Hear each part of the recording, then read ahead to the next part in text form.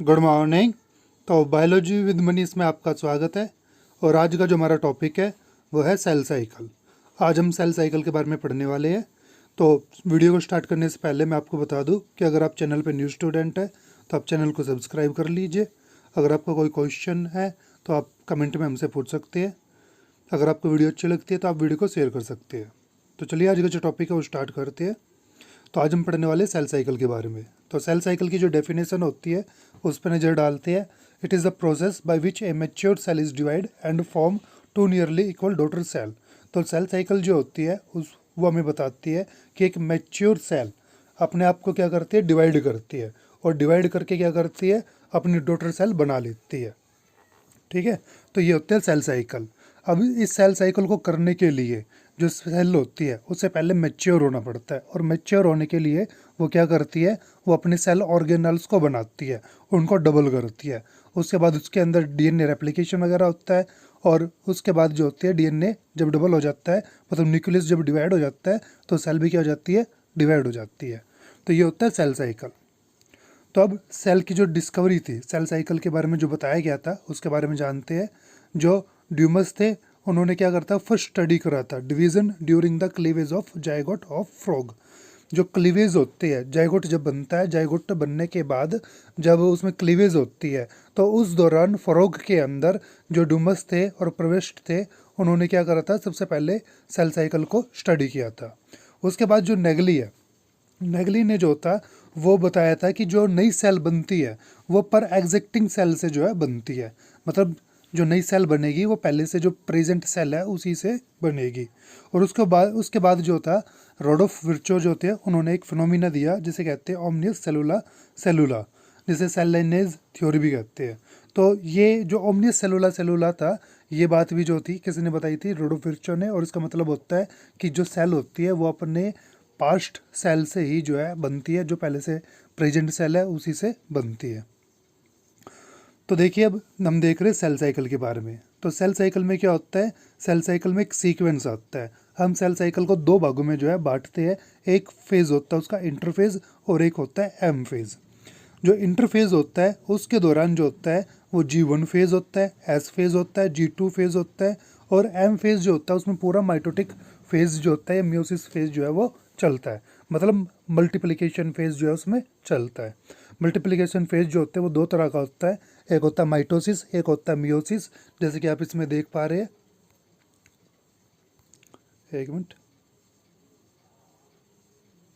जैसे कि आप इसमें देख पा रहे हैं ये होता है G1 फेज, उसके बाद होता है एस फेज, फिर होता है G2 फेज, फिर होता है एम फेज।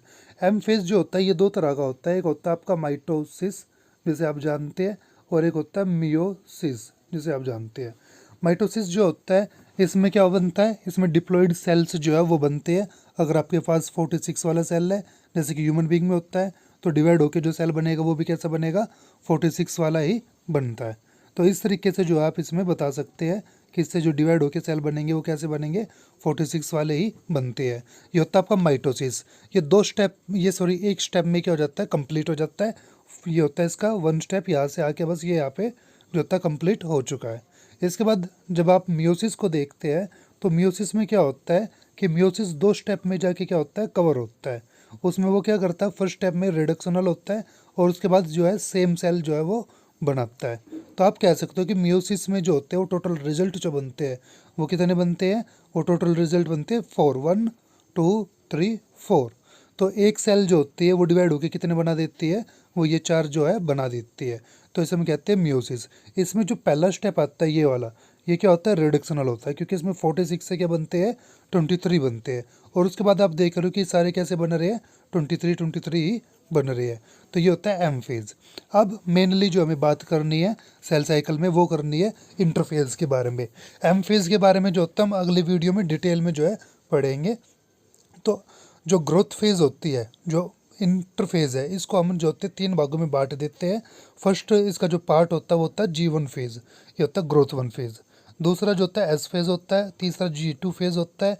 तो ग्रोथ वन फेज में ये पूछा जाता है आपके एग्जाम में कि क्या होता है, तो आप बताएंगे कि यहाँ पे मेटाबॉलिकल एक्टिविटीज़ जो होती है इस फेज के दौरान ज़्यादा होती है।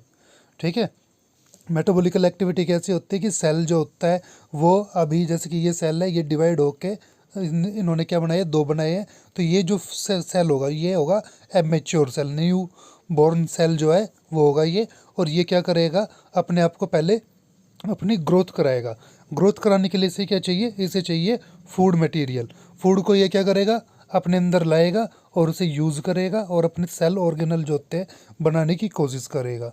तो यहाँ पे मेनली ये क्या करेगा, फूड का अकोमोडेशन करेगा, उसे डाइजेस्ट करेगा, एनर्जी बनाएगा और छोटे छोटे रॉ मटेरियल्स जो होते हैं तैयार करेगा। उसके बाद जो एस फेज होता है ये काफ़ी इंपॉर्टेंट होता है, काफ़ी बार पेपर में पूछा जाता है। क्यों, क्योंकि यहाँ पे जो होता है डीएनए की सिंथेसिस जो है वो ओकर होती है। पहले तो जीवन फेज में उसने क्या करा है, तो अपना मटेरियल जो होता है मटेरियल बनाने के लिए वो इकट्ठा कर लिया है। उसके बाद होता है एस फेज। एस फेज में क्या करेगा, एस फेज में जो होता है डीएनए को मैन्युफैक्चर करेगा। अब डीएनए पर जो प्रेजेंट कोडिंग है वो क्या करेगी, उसकी सहायता से ये G2 फेज में अपने जो सेल ऑर्गेनल्स होते हैं बाकी उनको बना लेगा। ठीक है, तो ये बात आपको यहाँ पे याद रखनी है। उसके बाद कई बार ये भी पूछा जाता है कि ट्रांसक्रिप्शन होता है, ट्रांसलेशन होता है। ट्रांसक्रिप्शन एमआरएनए का बनना, ट्रांसलेशन प्रोटीन का बनना, ये किस फेज़ में होता है, तो आप बताएंगे G2 फेज़ में ही होता है। और बाकी सेल ऑर्गेनल्स भी क्या होते हैं, G2 फेज़ में ही बनते हैं। और G2 फेज़ में मेटाबॉलिकल रेट क्या रहता है, हाई रहता है। तो ये कुछ बातें होती है जो आपके एग्जाम में बार बार आती रहती है, तो इस पर आपको ध्यान देना। अब इसको और डिटेल में जो होते हैं देख लेते हैं।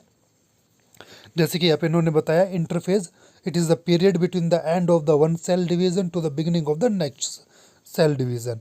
जैसे कि हमने आपको बताया था कि इंटरफेज में क्या होता है, एक सेल जो होती है डिवाइड होकर क्या बना देती है, 2 बना देती है।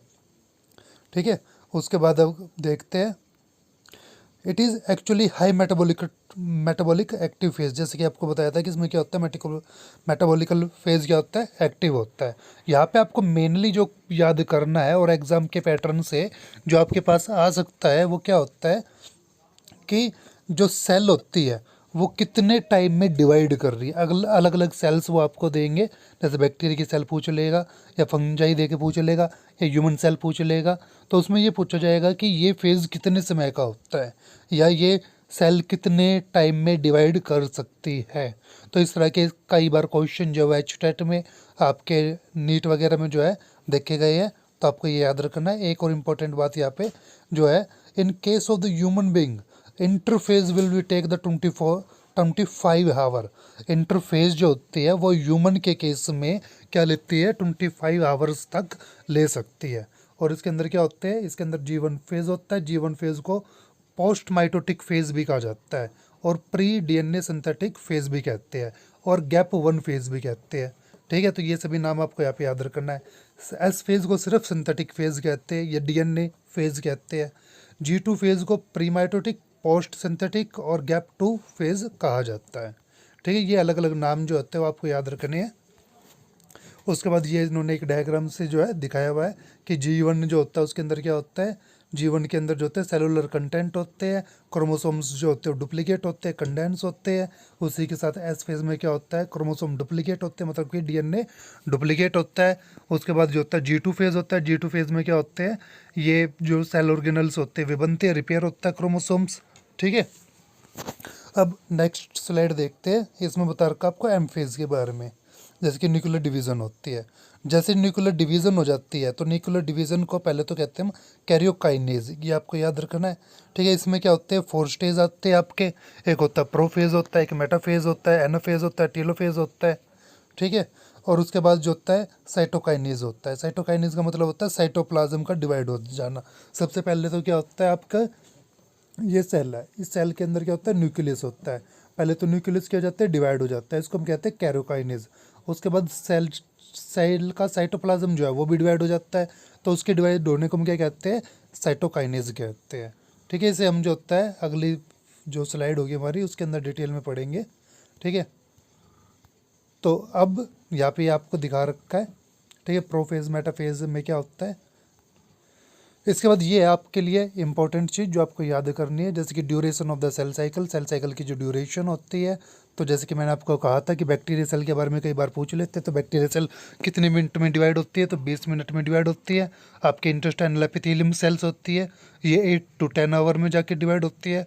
ऑनियन रूट टिप जो होती है वो मेनली जो होता है 20 आवर्स तक जो है वो ले सकती है। तो इस तरह के जो होते हैं आप डिटेल से जो है इसमें याद कर सकते हैं ज़्यादा से ज़्यादा। ये कुछ जो मेन जो सेल्स होते हैं जिनके बारे में ज़्यादातर पूछा जाता है वो हमने आपको बताई है। तो आज की वीडियो में जो है इतना ही। जो नेक्स्ट वीडियो होगी उसके अंदर हम स्टडी करेंगे माइटोसिस को, फिर उससे नेक्स्ट वाले में करेंगे मियोसिस को। Thank you.